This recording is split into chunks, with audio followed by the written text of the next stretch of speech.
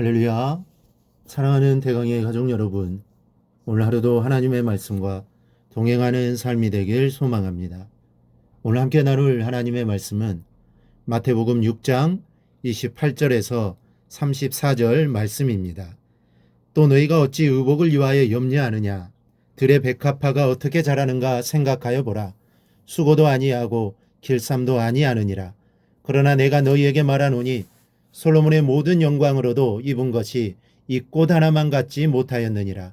오늘 있다가 내일 아궁이에 던져지는 들풀도 하나님이 이렇게 입히시거든 하물며 너희일까 보냐. 믿음이 작은 자들아. 그러므로 염려하여 이르기를 무엇을 먹을까 무엇을 마실까 무엇을 입을까 하지 말라.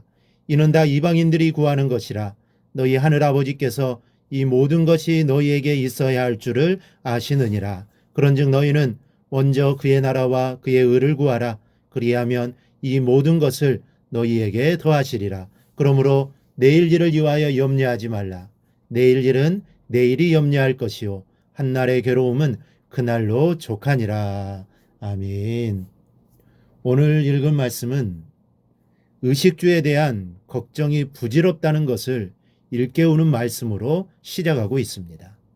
왜 예수님은 우리가 가장 중요하게 생각하는 의식주 그리고 그것에 관한 자연스러운 걱정이 바람직하지 않은 것이라고 말씀하셨을까요? 만약 이 말을 예수님이 아닌 우리 중 누군가가 했다면 영락없이 철없는 사람이라고 손가락질을 받았을 것입니다. 집 없이 전셋집 전전긍긍하며 이사 다니는 것이 얼마나 서러운 일입니까?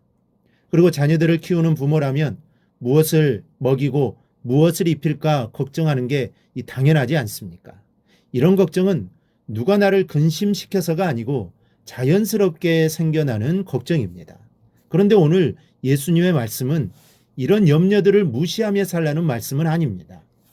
우리는 때로 어리석어서 더 중요한 것을 생각하지 못하고 눈에 보이는 것이나 체면이 손상되지 않도록 하는 일에 지나치게 집착을 하며 살 때가 많습니다.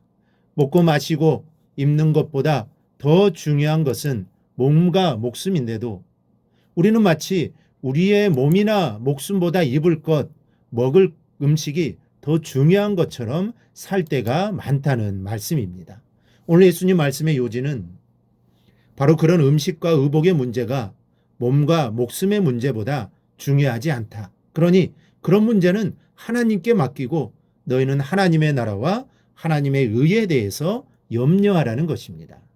여러분, 인간의 행동에는 반드시 그것에 상응하는 동기가 있습니다. 우리가 무심코 한 행동 또는 생각 없이 한 행동까지도 그 행동을 일으킨 동기가 마음속에 숨겨져 있다는 말씀입니다. 굳이 심리학자의 유식한 말을 쓰지 않더라도 마음속에 가득 찬 생각이 어느새 행동을 통해 폭발하듯 터져 나온다는 사실을 우리는 경험을 통해서 알 수 있습니다. 이것은 우리의 마음이 무엇을 생각하며 걱정하고 있느냐에 따라 우리의 인생이 결정된다는 것을 의미합니다. 돈이면 돈, 집이면 집, 명예면 명예에서 우리의 인생은 절대 벗어날 수 없습니다.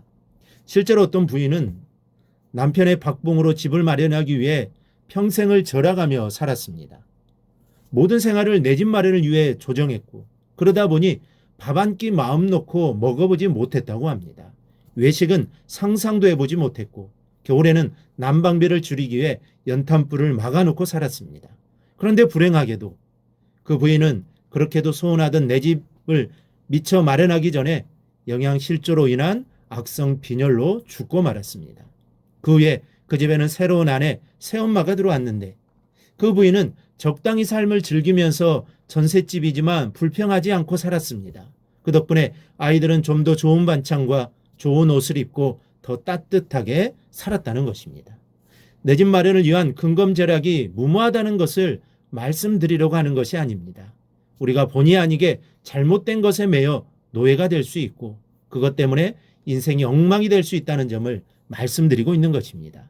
우리 성도 여러분, 하나님의 나라는 역동적인 일꾼들이 하나님의 말씀에 따라 그 일을 실제 삶 속에서 나타낼 때에 확장되어 나가는 특성을 갖고 있습니다. 그러니 믿는 우리들이 아무런 행위도 없이 그저 입만 가지고 신앙생활 한다면 그저 기도나 하고 예배나 드리면서 신앙 따로 생활 따로 한다면 하나님의 나라는 절대 확장될 수가 없는 것입니다. 여러분, 하나님의 나라는 생명체입니다. 우리의 믿음과 그에 따르는 삶에 의해서 커나가는 신비로운 생명체, 또한 그 나라에 속한 사람들에게 영생을 선물하는 거룩한 생명체가 바로 하나님의 나라입니다. 하나님은 바로 우리가 이 하나님 나라의 성장과 확장을 위해서 일하기를 원하시는데, 그렇다면 우리는 오늘 무엇을 걱정하며 살아야 하겠습니까? 먼저 하나님의 나라와 그의 의입니다. 먼저라는 말은 먼저란 정도가 아니라 절대적인 의미로 무엇보다 먼저 첫 번째로라는 의미입니다. 그리스도의 제자가 된 자가 하나님의 나라와 그의 의를 추구하는 것은 어느 다른 것과 상대적으로 비교되는 성격의 것이 아니라 절대적인 의미를 갖는 것입니다. 그러므로 여기에서 나라는 절대군주가 통치하는 또 왕국을 가리킵니다. 그러므로 하나님의 나라는 하나님이 절대 권력을 가지고 다스리는 통치권이 미치는 영역을 가리킵니다. 따라서 하나님의 나라를 구한다는 것은 자신의 뜻을 완전히 버리고 하나님의 다스리심을 받아들인다는 의미입니다. 그리고 그의 의란 인간적인 기준에 있어서의 의가 아닌 순전히 하나님께서 설정하신 의를 가리킵니다. 구체적으로 말하면 당시 율법주의에 사로잡혀 있던 바리새인처럼 남에게 보이기 위하여 외형적인 선을 행하는 것이 아니라 산상수훈에서 강조되고 있는 내면적이고 절대적인 의를 행하는 것입니다. 이처럼 하나님의 나라와 하나님의 의를 구하는 자에게 있어서 그 밖에 모든 것은 뒤에 있고 그의 인생의 모든 초점은 하나님께 맞추어지게 되는 것입니다. 그러면 이 모든 것을 너희에게 더하신다고 하십니다. 즉 너희가 걱정하는 먹고 마시고 입는 문제를 해결해 주신다는 것입니다. 이 얼마나 놀라운 말씀입니까? 그러므로 우리는 하나님의 나라를 위해 고민하고 그 나라를 위해 내가 할 수 있는 일이 구체적으로 무엇인가를 고민하면서 그리고 고민 끝에 얻은 해답대로 실천하면서 살아야 합니다. 오늘 아주 작은 일부터 행동으로 옮겨봅시다. 그리고 우리의 작은 실천을 시점으로 해서 마치 눈덩이가 굴러가며 커지듯 그렇게 하나님의 나라를 이 세상에 이루어 나가기를 바랍니다. 그리하여 이 모든 것을 더하시는 하나님의 은혜가 성도님들의 삶 위에 가득하기를 축원합니다. 오늘 묵상한 말씀을 굳게 잡고 삶으로 실천하며 살아내는 대강의 모든 성도들이 되기를 축복합니다.